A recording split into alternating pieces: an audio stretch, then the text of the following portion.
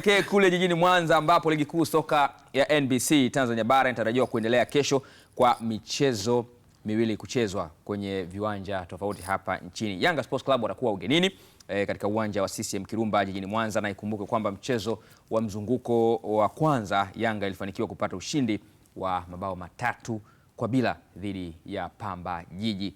Kwa upande wa Pamba Jiji, wao wamejipanga kuhakikisha kwamba wanafanya vizuri kwenye mchezo huo ili kuendelea kusogea katika nafasi nzuri zaidi kwenye msimamo wa ligi kuu. Pamba dhidi ya Young Africans. Kama kuna timu ambazo zimepata, yani kuna ile athari ya haraka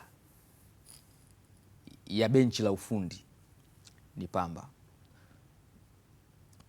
Yani kama kuna timu ambayo imepata yani ile athari ya haraka kwamba bwana benchi la ufundi mliotengeneza impact yake imeonekana within muda mfupi, basi ni Pamba. Francis Baraza amefanikiwa kuonesha identity yake, namna gani ambavyo anataka timu iwe, na imekuwa hivyo, na mara kadhaa amekuwa anawasifu vijana wake kwamba wamekuwa wanamuelewa haraka nini ambacho anakihitaji na nini ambacho wanakifanya. Hii inaweza ikatufanya tuwe na mchezo mzuri kiasi gani wakati ambao watakwenda kuikabili Young Africans tena wakiwa nyumbani CCM Kirumba, Michael? Yani mechi nyingine ambayo ni nzuri, hasa ukiangalia kile ambacho Pamba amekidisplay kwa siku za hivi karibuni. Amekuwa na nyakati nzuri kiwanjani, kile ambacho anakionyesha kimebakia kuwa ni kitu bora.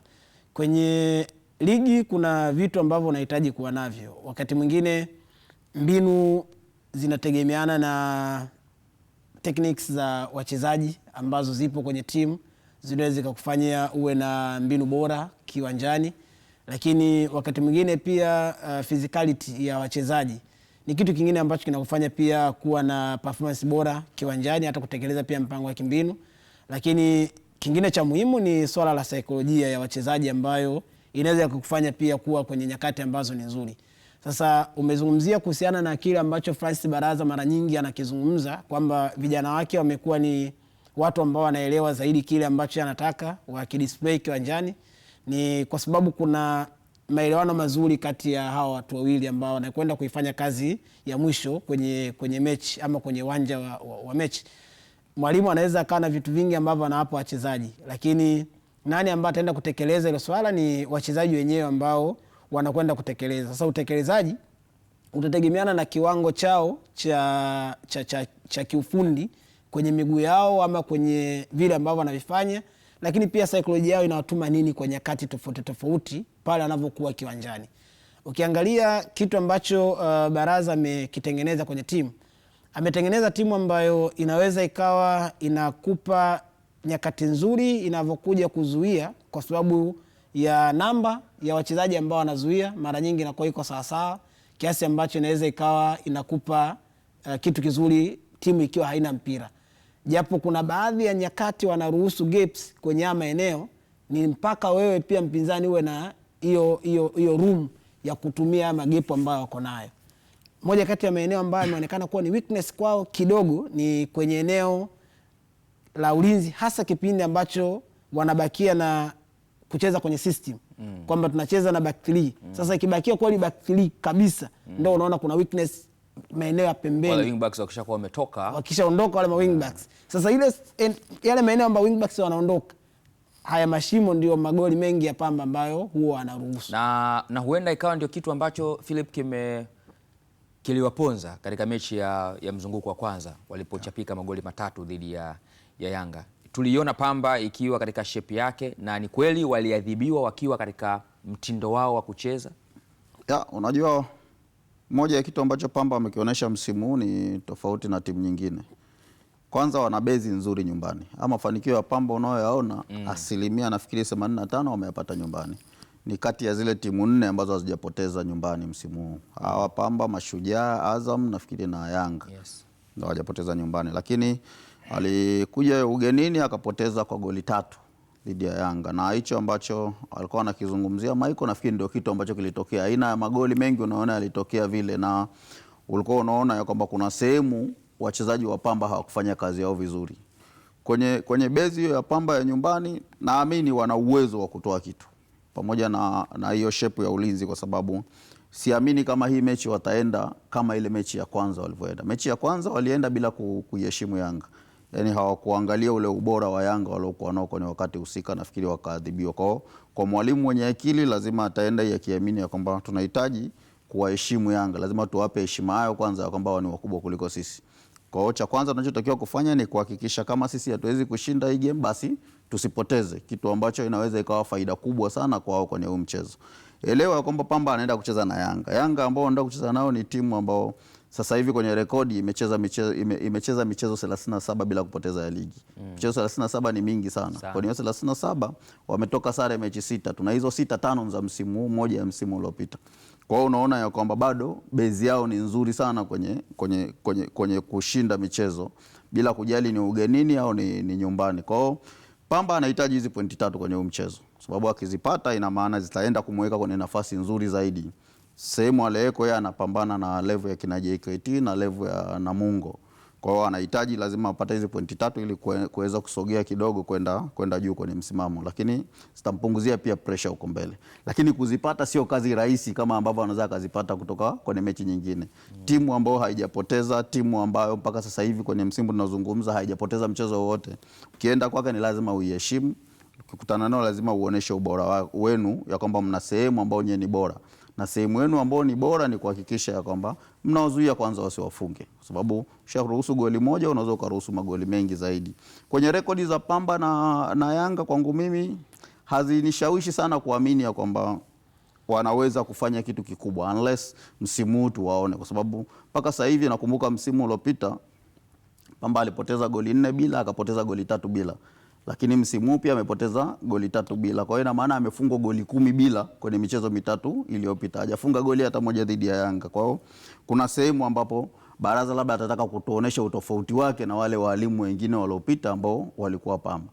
Sababu hata msimu uliopita Pamba walikuwa apotezi nyumbani sana. Lakini alivyoenda Yanga alishinda kirahisi sana kwenye huo mchezo. Kwa hiyo kuna kitu ambacho mashabiki wanatakiwa kukiona cha tofauti msimu na msimu uliopita. Nikiwa naamini ya kwamba Yanga hapo nyuma pia hawakufanya vizuri kwenye michezo yao, wakaja wakarudi wakapata ushindi wa goli 3 dhidi ya Prison. Watatakiwa lazima kuendelea kuwaridhisha mashabiki wao, kuonesha ya kwamba ile kasi yao ya kupata ushindi imerudi. Kwa hiyo ni mchezo ambao kama kila timu itajitoa kwa 100%, tutashuhudia mechi bora sana kesho. Reference ya karibu ama picha ya karibu iliyopo kwa Pamba katika michezo mikubwa dhidi ya timu kubwa ni mechi dhidi ya Simba ambayo walicheza na wakapata sare ya goli 1-1. Tena walisawazisha dakika 3 tu baada ya kutanguliwa na mechi ikaenda ikamalizika hivyo. Unaiona picha ile ya Pamba dhidi ya Simba ikienda kujitokeza kwenye mechi ya Pamba dhidi ya Young Africans? Ukifanya reference hiyo, maana yake ni kwamba unategemea pia kuona kuna hali fulani ya kujiamini kwa timu ambayo inakuja, kwamba tulicheza dhidi ya timu ambayo inafanana hadhi na hii ambayo tunacheza nayo kwenye mechi hii na tukatanguliwa, lakini bado tukawa na, tunasema wakati mwingine kwenye mechi unatakiwa kuwa na mental toughness, uwezo ule wa kuhimili hata magumu ambayo unayapata kwenye mechi. Wakati wao wameruhusu goli, unaona pengine concentration haikupotea kwa kiasi kikubwa, kiasi ambacho wakapambana wakarudi kwenye mchezo immediate baada ya kuruhusu goli, na ikawa rahisi kwa wao kuweza kuendelea kupambana na mechi kama ambavyo walifanya dhidi ya Simba Sports Club kwenye mchezo huu. Kwa hiyo ni hali nyingine ambayo inaweza ikawa inawapa hali ya kujiamini na kuona kwamba kumbe inawezekana pia tukashindana dhidi ya Yanga ama tukawapa ugumu Yanga kwenye kutufunga katika kipindi ambacho wao watakuwa pia wanatupa pressure kwenye lango, kwa sababu ukiachilia mbali wao kurudisha goli baada tu ya dakika 3 wao kufungwa, angalia baada ya hapo nini ambacho kulikuwa kinatokea kwenye majibu au kwenye maswali ambayo walikuwa wanaulizana kuanzia kwenye benchi la ufundi mpaka kiwanjani kwa mchezaji mmoja mmoja, vitu gani ambavyo vilikuwa vinatokea kiwanjani. Sio kwamba baada ya mechi Simba pengine alikuwa wapeleke mashambulizi kwenye lango la Pamba. Kulikuwa na mashambulizi mengi ambayo Simba alikuwa anatengeneza kwenye mechi, na alikuwa ni mashambulizi ambayo kuna wakati yalikuwa yanahitaji utayari pia wa Pamba kwenye kuhimili hizo pressure ambazo walikuwa wanapelekewa. Na moja kati ya watu ambao aliwafanya kubakia kwenye hiyo hali ambayo ilikuwa ni nzuri sana ni pamoja na Yona Amos. Moja kati ya wachezaji ambao pengine Pamba wanavyojivunia mafanikio yao kwenye safu ya ulinzi, wanaamini tuna bima kubwa kwenye eneo la goalkeeping, ambayo inawezekana kuna muda system ya timu ikawa imekwama kwenye kuzuia, lakini kuna mtu ambaye atawapa hakika kwamba mimi nipo hapo kwa ajili ya kuifanya timu ibakie kuwa kwenye mikono salama. Kwa hiyo hilo ambalo lilitokea kwenye mechi yao dhidi ya Simba inaweza ikawa ni kama kitu chanya kwenye kichwa chao ambavyo kinagonga kuelekea kwenye mechi dhidi ya Yanga, wakiamini kwamba kumbe tunaweza tukapambana dhidi ya top teams kama ambavyo tulifanya dhidi ya Simba tukiwa hapa nyumbani, lakini tulifanya hivyo pia dhidi ya Azam FC kama nakumbuka kwenye mechi ya sare ya magoli 2-2 ambao alipata pia kwenye uwanja nyumbani. Kwa hiyo wao wanaingia wakiwa naamini kwamba tumepata sare dhidi ya top teams, hizi mbili zimekuja hapa na zijapata ushindi. Walikuja Singida Black Stars hapa bado pia hakutufunga. Kwa hiyo hawa nao pia tuoneshe kwamba pia tunaweza kuwa na sanaa nzuri ya kuzuia, lakini itakapotokea kuna moments za kwenda kushambulia tupate hizo nyakati ambazo zitakuwa nzuri. Wakati kwa upande wa pili Yanga naamini atakuwa anafanyia homework kwamba wataangalia sio sisi ambao tulienda kucheza nao pengine, lakini tunasema wenzetu wakubwa walivyoenda pale walikutana na hali ya namna gani. Ameenda Simba Sports Club alipata sare, ameenda Azam FC amepata sare, ameenda Singida amepoteza. Sasa sisi tuende na njia gani ambayo itakuwa ni nzuri kwa upande wetu? Kwa hapo ndipo ambapo utasema ni issues ambayo kwenye uwanja wa mazoezi itaenda kwenye mpango kazi kuanzia nani ambao anaweza kwenda kuicheza hiyo mechi na nini ambacho naweza kukifanya ili kuweza ku maintain dakika 90 na timu ikawa kwenye nyakati nzuri za kupata ushindi.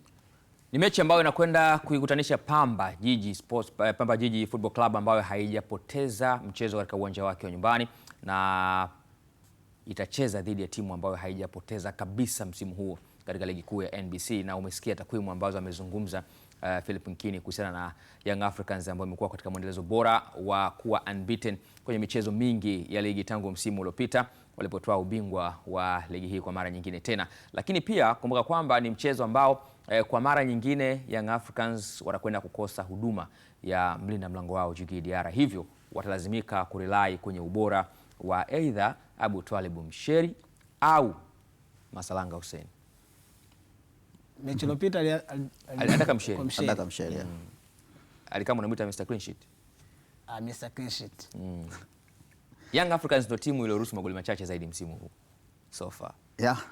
Unajua moja ya sehemu ambayo Yanga wamefanikiwa sana ni sehemu za goalkeeper. Sababu ukimwangalia unamkuta Msheri, ile ni material ambayo unaweza kusema ni material ya national team. Pata nafasi ya kucheza mechi 2-3 ina maana ana uhakika wa kuitoka kwenye timu ya taifa. Lakini unamwona Masalanga bado ana ile morali, ametoka Singida timu kubwa, shiriki michuano ya kimataifa, lakini amekuja Yanga timu kubwa, ameenda na timu ya taifa kwenye michuano ya AFCON. Naye pia ni material ya timu ya taifa. Kwa hiyo amehusika kwenye historia kubwa ya nchi kuvuka hatua ya makundi kwenye AFCON. Na amecheza mechi ambazo watu wengi walikuwa hawamtarajii kama atacheza. Yaani ilikuwa ni goalkeeper ambao ameenda, watu wengi ukiwaambia wataje list hawamweki Masalanga, lakini ameenda na amefanya vizuri. Kwa hiyo kwangu mimi nafikiri ni sehemu ambayo Yanga wameshajiweka kwenye daraja lao. Kuna kazi kubwa anafanya Diarra, inaweza ikatokea pia akaifanya Masalanga, inaweza akatokea pia akaifanya Msheri. Kwangu mimi kwenye hilo eneo sio eneo ambalo mimi Yanga wao wananitisha sana akikosekana goalkeeper mmoja. Yaani ni eneo ambalo nafikiri walishafanya kazi nzuri sana kwenye usajili, kwa hiyo wana watu ambao wanaweza wakawabeba kwenye mchezo huu kama ambavyo ilitokea kwenye mechi iliyopita dhidi ya Prison. Hakuwepo Msheri lakini ulimuona, hakuwepo Diarra lakini ulimuona Msheri aliweza kutoka na clean sheet. Nafikiri akipata nafasi kwenye mechi atatamani tena kuendelea kufanya hivyo kwa sababu hajatumika muda mrefu. Kwa hiyo atataka kuwaonesha watu kwamba bado mimi nipo kwenye ubora wangu. Hakika, na bila shaka itakwenda kuwa mechi nzuri na tutashuhudia mechi bora kabisa, na ni mechi ambayo hautaishuhudia popote isipokuwa ndani ya kisimbuzi chako cha Azam TV. Hivyo kama hujalipia fanya hivyo sasa ili kuhakikisha kwamba burudani hii haikupiti. Mechi ambayo itakuwa bora na yenye mvuto wa aina yake.